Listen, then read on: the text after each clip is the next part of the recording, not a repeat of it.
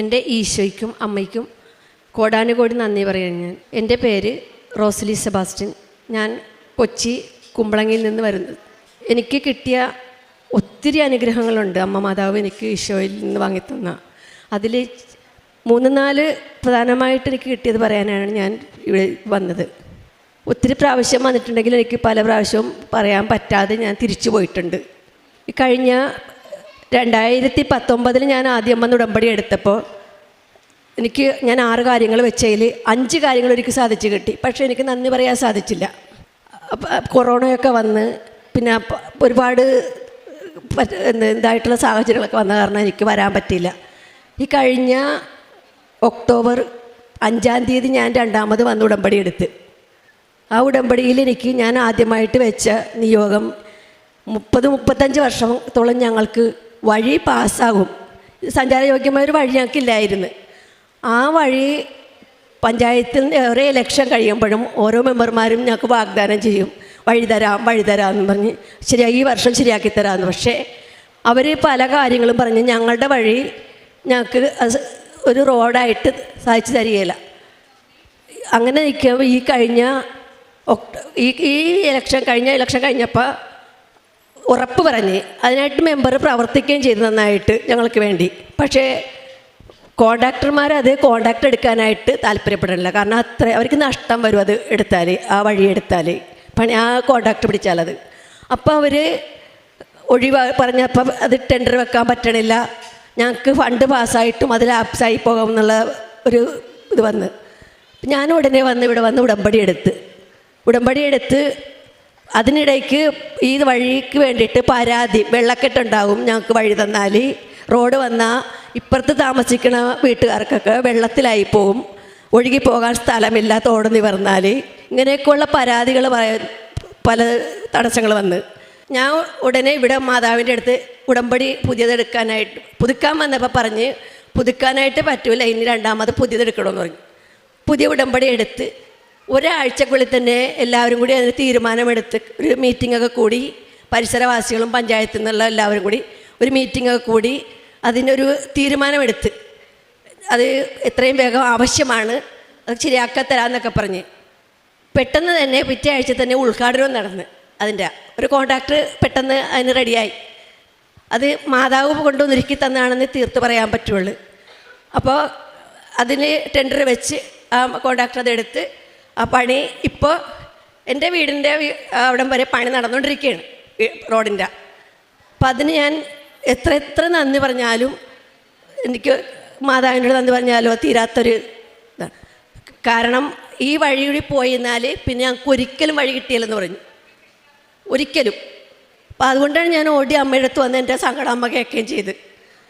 2ാമത്തത് 19 കിട്ടിയ ഉടമ്പടിയുടെ പ്രധാനപ്പെട്ട 30 ഇതുപോലെ വർഷത്തോളമായി ഞങ്ങളുടെ വീടും പറമ്പിൻ്റെ പോക്കുവരത്ത് നടക്കാൻ പറ്റണില്ല.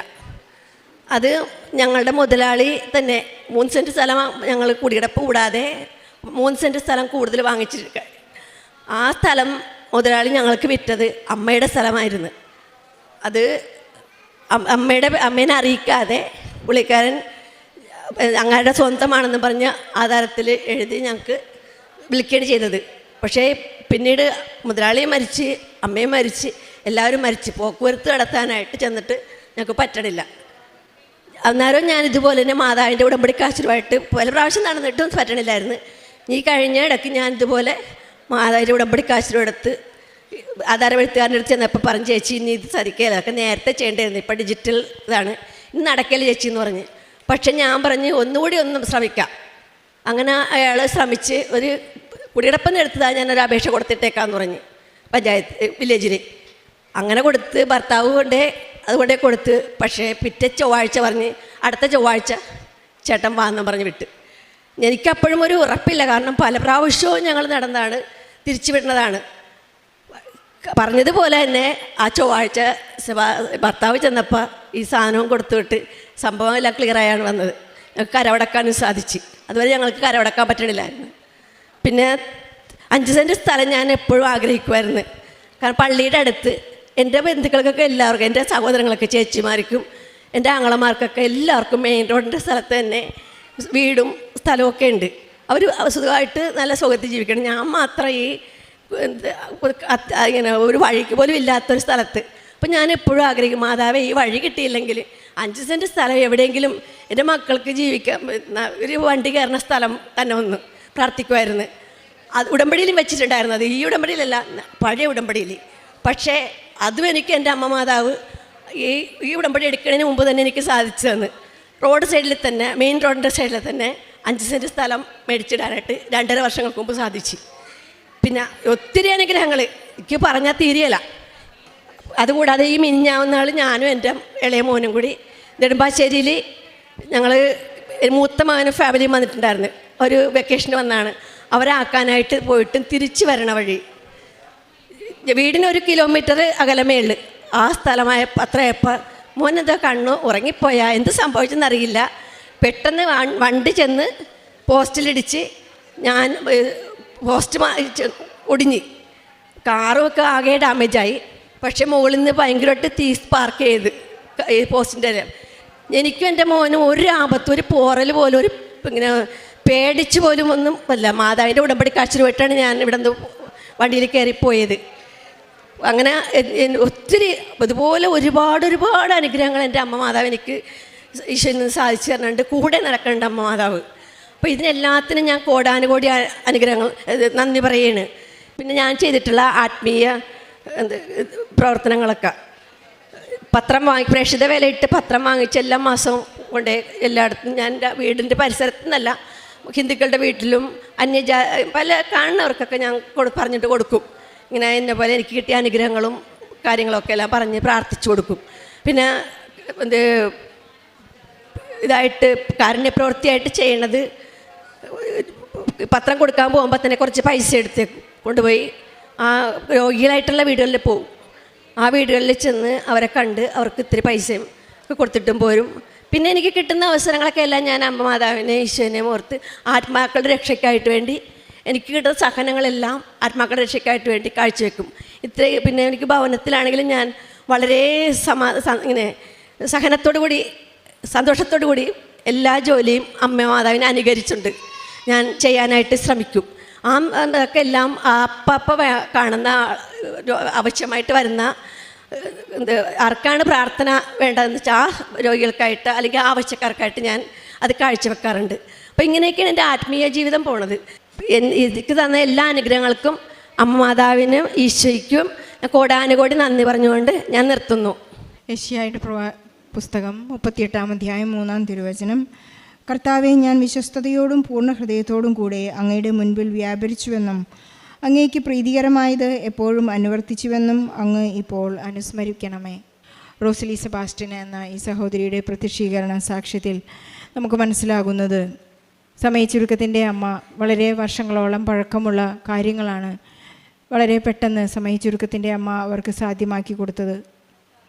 30 വർഷത്തോളം ഇവർക്ക് വീടിന് വഴിയില്ലായിരുന്നു എന്നാണ് പറഞ്ഞത്.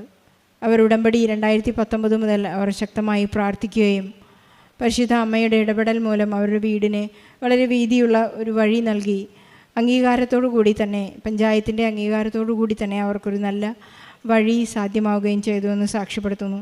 അതുപോലെ തന്നെ പോക്കുവര പ്രമാണം, പള്ളിക്കടുത്തുള്ള ഒരു വീടിൻ്റെ ഉള്ള ഒരു ആഗ്രഹം, അങ്ങനെ അവർ ആഗ്രഹിച്ചതെല്ലാം പരിശുദ്ധ അമ്മ ഈശോയിൽ നിന്ന് അവർക്ക് നൽകിയിട്ടുണ്ട്. ഇനി നമ്മുടെ ഊഴമാണ്. റോസലിക്ക് ഇനി തൻ്റെ തന്നെ സ്നേഹം വെളിപ്പെടുത്തേണ്ട ഒരു സമയമായി. കാരണം താൻ ആഗ്രഹിച്ചതെല്ലാം ഈശോ നൽകിക്കഴിഞ്ഞു. മനുഷ്യനാണ്, നമ്മുടെ ആഗ്രഹങ്ങൾ ഒരിക്കലും അവസാനിക്കുന്നില്ല.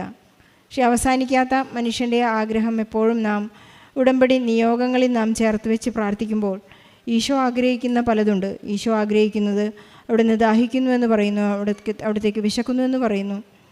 അവിടത്തേക്കുള്ള ആഗ്രഹങ്ങൾ നിലയ്ക്കാത്തത് കുരിശിൽ കിടന്നുകൊണ്ട് അവസാനമായി അവിടുന്ന് പറഞ്ഞത് എനിക്ക് ദാഹിക്കുന്നു എന്നാണ്. ആ ഒരൊറ്റ വാക്കിൽ തന്നെ അവിടത്തേക്ക് ഒരുപാട് ആവശ്യങ്ങളുണ്ട്.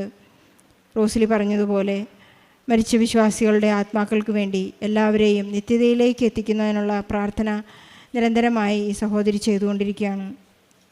അതുപോലെ തന്നെ ക്രിസ്തു കൈമാറ്റം നടത്തുമ്പോഴും ഈശോ എന്നിൽ രൂപപ്പെടണമേ എന്നുള്ള വലിയ ആഗ്രഹത്തോടു കൂടെയാണ് എപ്പോഴും പ്രാർത്ഥിച്ചുകൊണ്ടിരിക്കുന്നത്.